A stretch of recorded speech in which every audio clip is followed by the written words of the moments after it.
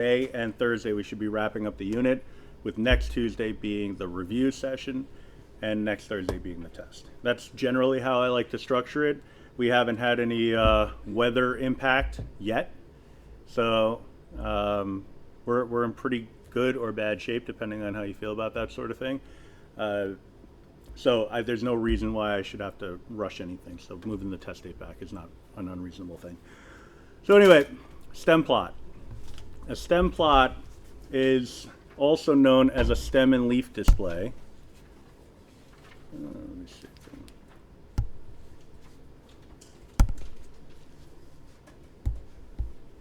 I got to take out my my crazy glove.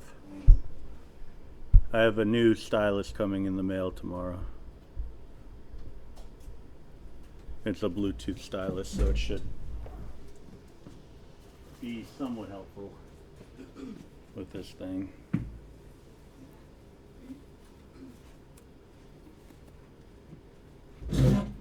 So a stem and leaf display. So label one column stem and the other column leaf. That's already at 300%. The stems, you can define them pretty much any way you want, but what I'm going to do is partition each of these numerical values along the same sets of digits. Right? So for example here,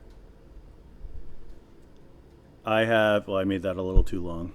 Not that it's terrible, but I want it to be a little bit better.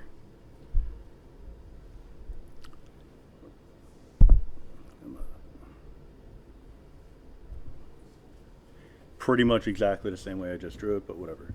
All right, so we have the tens place and we have the ones place.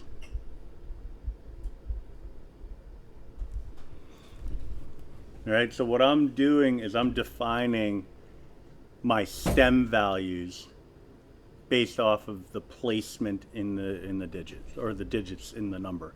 So the stem will be made up of all tens place values. There will be some exceptions to that, but this will be the general rule of thumb. And the leaves would be the ones place.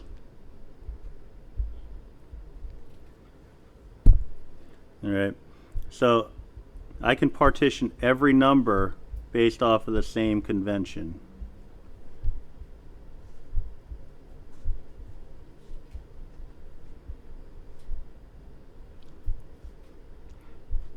That one's a little too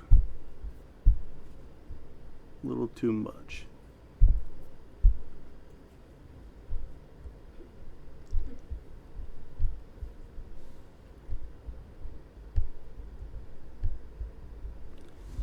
All right. When you're dealing with single-digit numbers and three-digit numbers, it could be a little iffier because, like, where do I partition it? I mean, if there's only one digit, I mean, how do I partition a one-digit number? And for a three-digit number, you have two possible choices. But if you want to have the same convention, essentially what you want to do is partition off the ones place. But it still begs the question of how do you handle a zero? Well, a little nifty trick is to rewrite 0 as a two-digit number, which is completely legal, and partition it. In which case you've created a ones place and a tens place. So when I'm looking at the number 0, I would be saying that there are 0 tens and 0 ones. 0 times 10 plus 0 times 1 is 0 plus 0, which is 0. So it all amounts to the same thing. So we're still establishing the partition based off of the location of the ones place. I tried to, I think, because when I went to Zoom, it maxed me out. Oh, you know what? Let me try to page width. Oh, thank God.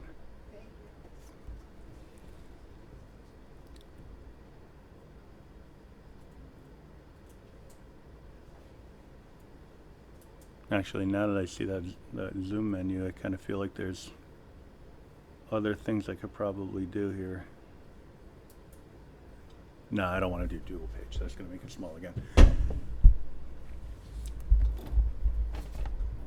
All right, so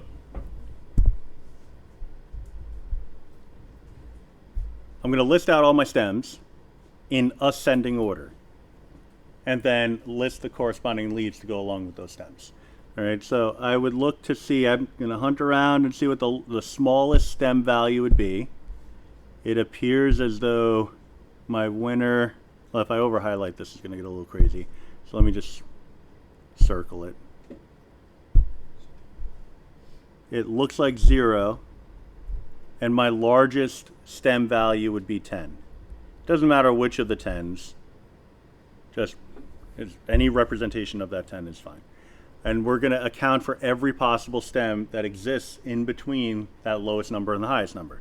So 0, 1, 2, 3, 4, 5, 6, 7, 8, 9, and 10.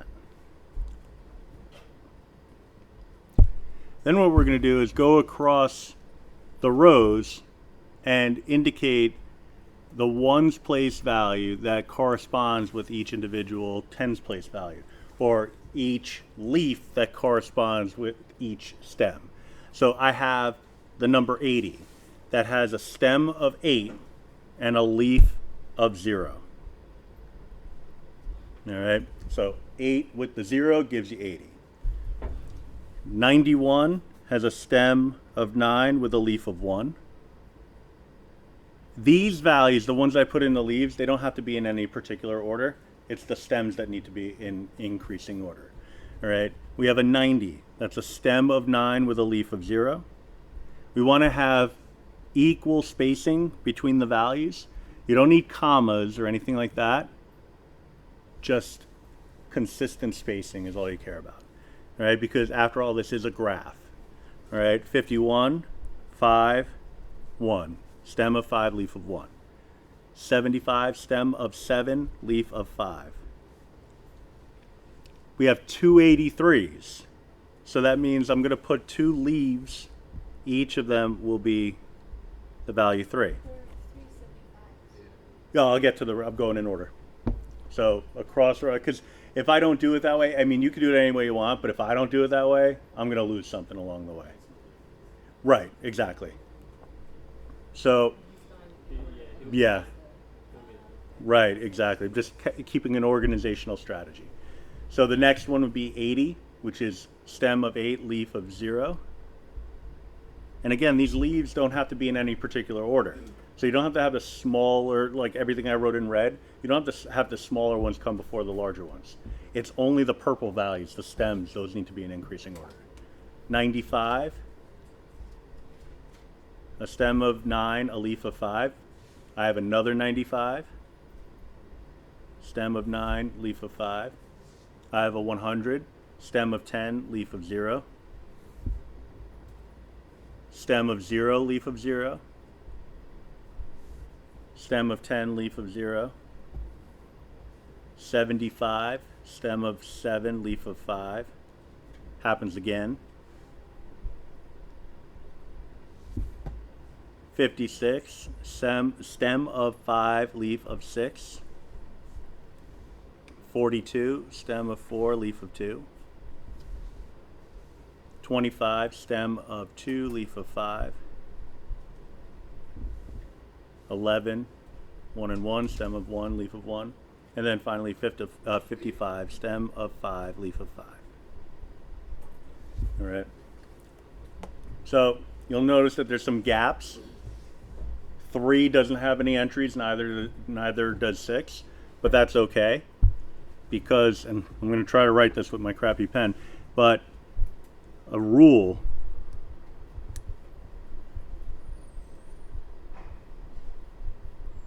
the absence of data is just as important as the presence of data.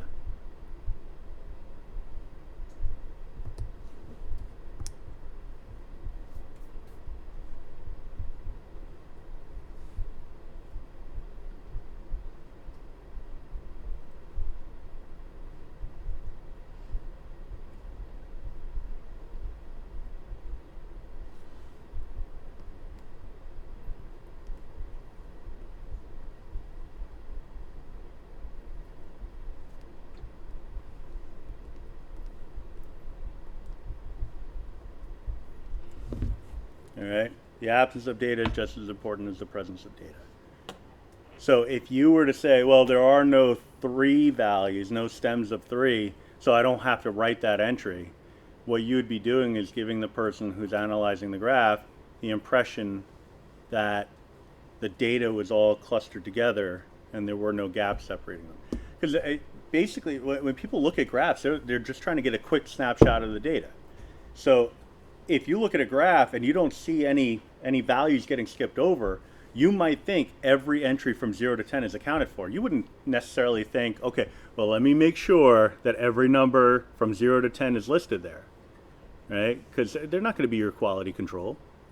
They're going to look at it and say, oh, okay, so none of the intervals got skipped over, right? This graph is consistent, and it's actually a nice shorthand way of representing a frequency histogram, because if you look at it on its side, all right, so you just turn your head or turn your paper out. If you turn your head and look at it this way, if you were to create bars around each of these values, you'd have a bar with a height of 1, 1, 0. I'm sorry, 1, 1, 1, 0, 1, 3, 0, 3, 4, 4, 2. Those would be your heights. That's consistent with a histogram in which the intervals are 10 units long. Right, so if you were to make a histogram out of this data going from 0 to 9, 10 to 19, we did it with wider intervals if I'm not mistaken, maybe 0 to 19, something like that. But if we did 0 to 9, 10 to 19, 20 to 29, this is the shape of that distribution. Right? So we would have actually a pretty good look at the relationship or relationships that exist within the data set. All right, the one final step in making a stem plot or a stem and leaf display is indicating what the entries mean. And we do that by creating a key. So all you do is you take one example, just one example from your graph and decode it. So for example, 4/2 is equal to 42. All right. The reason you do that is because generally, I mean, if you think of any article that involves a graph that you read online, you know, a magazine, whatever, they didn't give you the raw data set with it. They just gave you the graph. If you don't have a method by which you can interpret that graph, then the graph's meaningless, right? We can't assume that these are all necessarily going to be 2-digit numbers. I mean, they're two numbers that would be put together, but how do we know that 4/2 doesn't represent 4.2? Or 4,200? You know, just dropping the zeros. I mean, there are two numbers that are put together, but they could mean a variety of different things. So unless you give a key indicating what the values are, then you haven't really told me anything. But you only have to do it for one example, so it's not a big deal. But because it's not a big deal, historically, well, it used to be like 3/4 of the class would forget to include the key. Then it became like half the class. Now I think I'm down to like a solid 25% of people who forget the key. Last semester, I would say almost nobody forgot the key, but that was a small class. I only had 15 students in the class, 15 regular students. Regularly attending students. So, you know, this is a bigger class, so more opportunity for variation and things like that. But I have high hopes. I'm hoping that nobody's going to forget the key when I ask you to make a stem and leaf display or stem plot on the test. All right, so it's going to happen. Whatever technique you use to remind yourself of stuff, use that technique to remind you of this bad boy. I've taken to putting stuff in a calendar and then having Alexa just remind me of everything on a daily basis. You know, you put it in the calendar. Alexa, what's my schedule? It's going to be weird that day when you're like, all right, you have class at 6 o'clock. You have a dentist appointment at 3 o'clock. don't forget to put a key on the Stemplot on your unit test. I mean, it's a strange one, but hey, if it gets the job done, it gets the job done. All right. The easiest one is a dot plot. I do need to refer to the data set again, which just really serves to remind me that I just need this data set to be copied and pasted more frequently. So I'll take it as a typo. So include a copy of the data set for dot plot. So I'm going to clear this out, copy it, and then bring all this stuff back.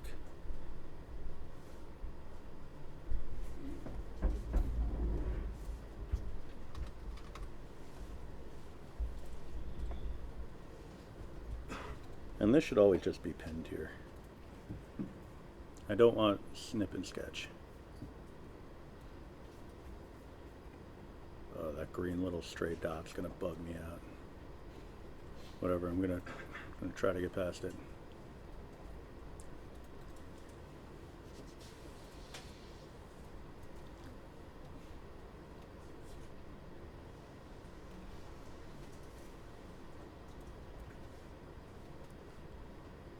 I'll just put it underneath for now. You don't really need it, you just need to be able to refer to it, and I'm scrolling, so here we are. Was that? Yeah, but I marked it up, and now I just want to look at the fresh data, and I have to scroll in order to get to it. It's really more for me. Honestly, most of the edits are more for me than you all anyway. I'm pretty selfish when it comes to stuff like that. Like the numbers, the page number being on the top of the page, that was because every time I wanted to start a lesson, I would start talking, and then half the class would be like, what page are we on? I'm like, ah, crap, I gotta scroll to the bottom and then scroll back up. So I just put them on the top of the page. Little things like that. All right, so a dot plot's really the easiest one. Conceptually, it can be pretty terrible depending on the data. If you have a very, very large data set, the best approach for creating a statistical graph is going to be the box plot. All right, large data sets, box plots, every day of the week. And you'll find that's not something I'll need to tell you, because you'll be like, I can create a graph that's got like 150 bars in it with all those intervals, or I can create a graph with a 5-number summary and just the same box with the extremities, you know. So it's going to be something shaped generally like this. Calculator's going to do all the work. But when you have small data sets, so this is the reverse of that, small data sets, dot plot might be the way to go. The start of the process is pretty much the same as the box plot though, where you need a reasonable scale. So lowest value, highest value, reasonable increments. All right, now I got a span from 0 to 100. Obviously not by ones. I don't even know if I want to do by 2s or 5s. 5s I'll settle for, but definitely not 2s. What you could do is you start off by cutting it in half. That gets you to the 50 mark, because you just really need a sense of scale visually. 25, 75.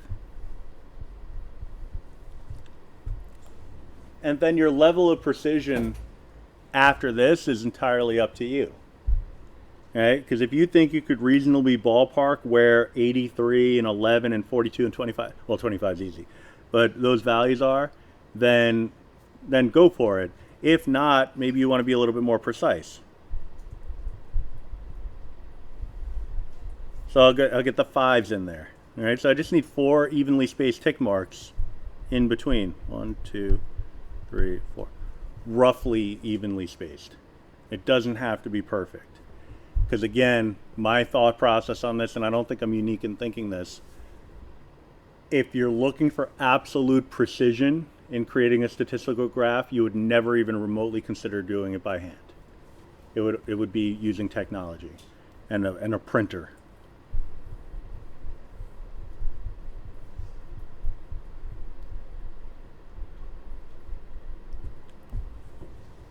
All right.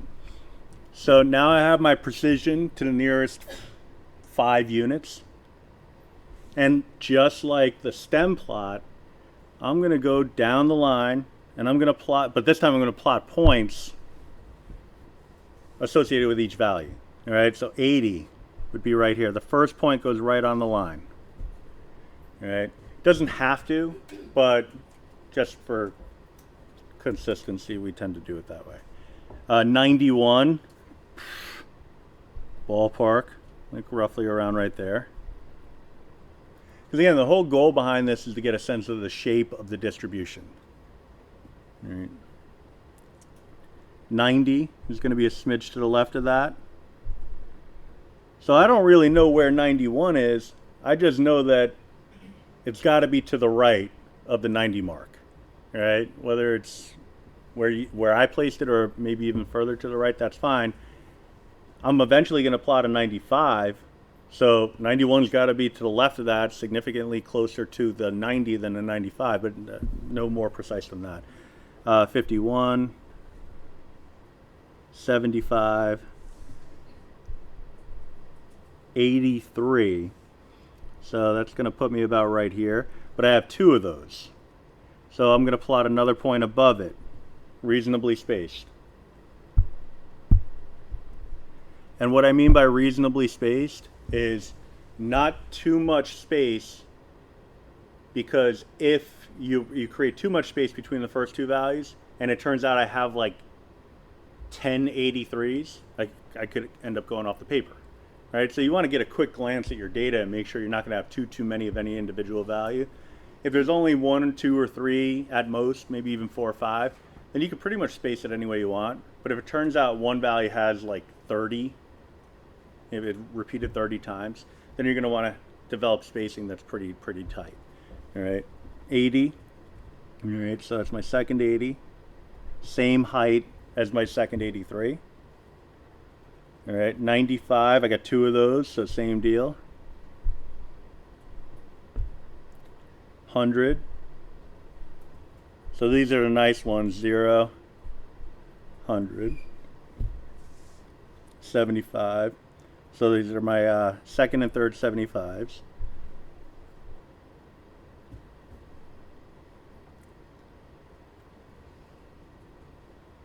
$56. Just again ballparking it. 42, same deal. 25. 11. And 55.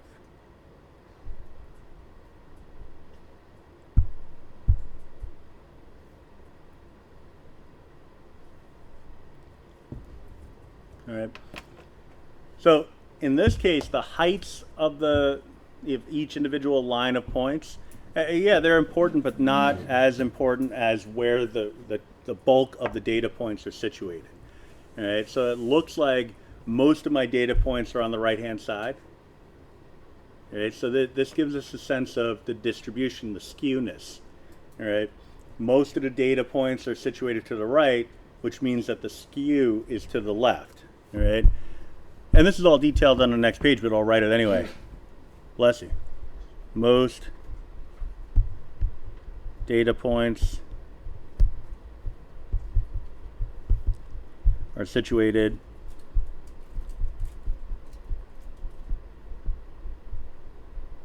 oh my gosh, that just looks terrible.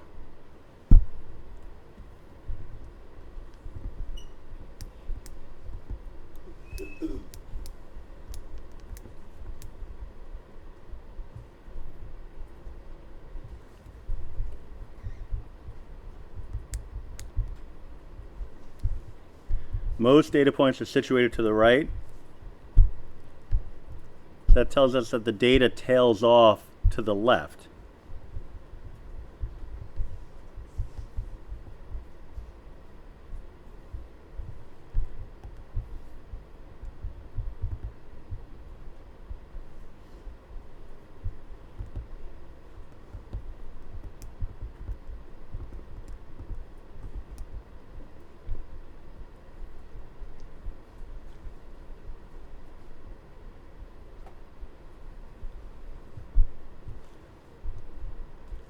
Therefore, we're looking at a left-hand skew.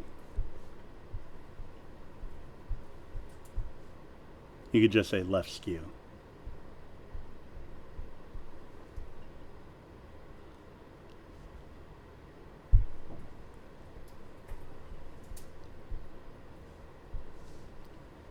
All right, it's wherever the tail is, the tail of the data.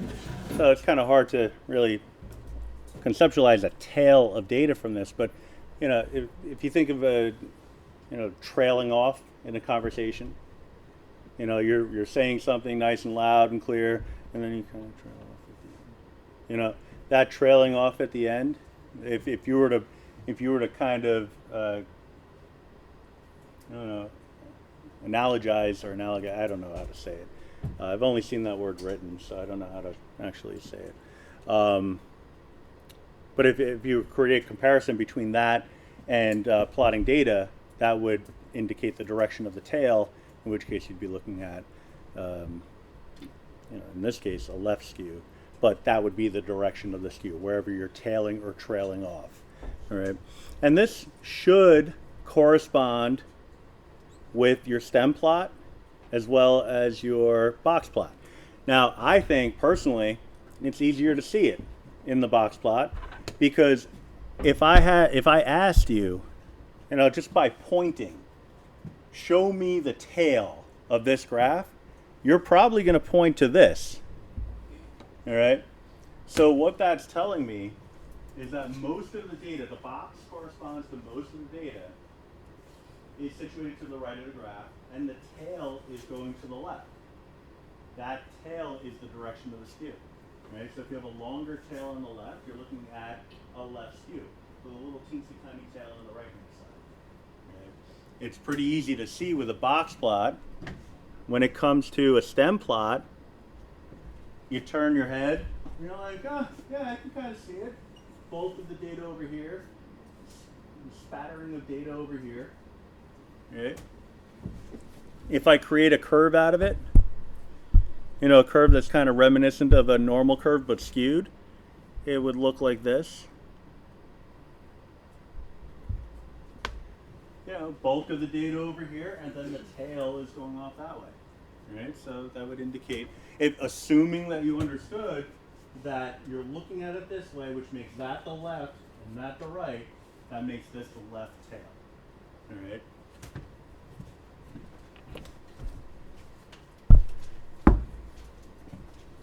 But just in case my hand waving wasn't good enough, there it is. Normal, symmetric, and bell-shaped. You got one that's skewed to the left, a histogram. You have one that's skewed to the right, also a histogram. But you could also look at it in the form of box plots. We just talked about one that was skewed to the left. So I'll do a quick sketch, just a couple of rough sketches here, nothing too crazy. Teensy tiny tail to the right, lengthy tail to the left. That's your left skew. The right skew, teensy tiny tail on the left, lengthier tail on the right. The size of the box doesn't really have much of an impact on that. Size of the box is going to give you more of a sense of the center and spread of the data, but the skewness comes from the length of the tail itself. The symmetric bell-shaped one, well, you start off with symmetric. Two tails should have equal length.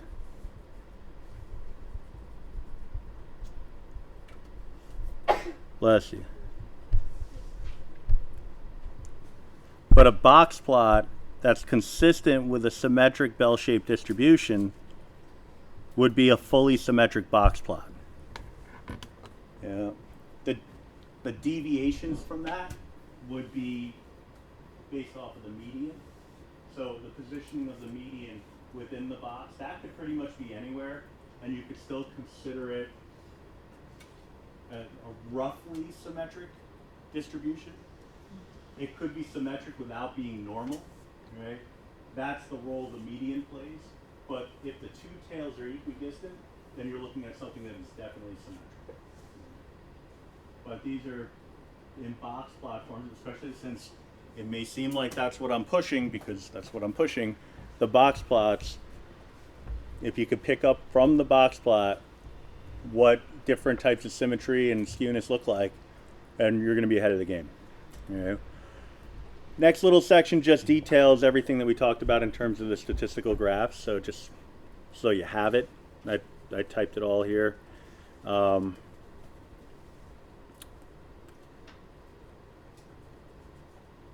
Yeah. I really did type it.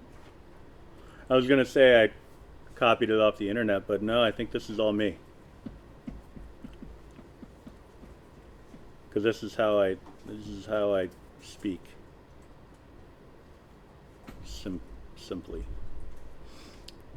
All right. Well, anyway, page 9.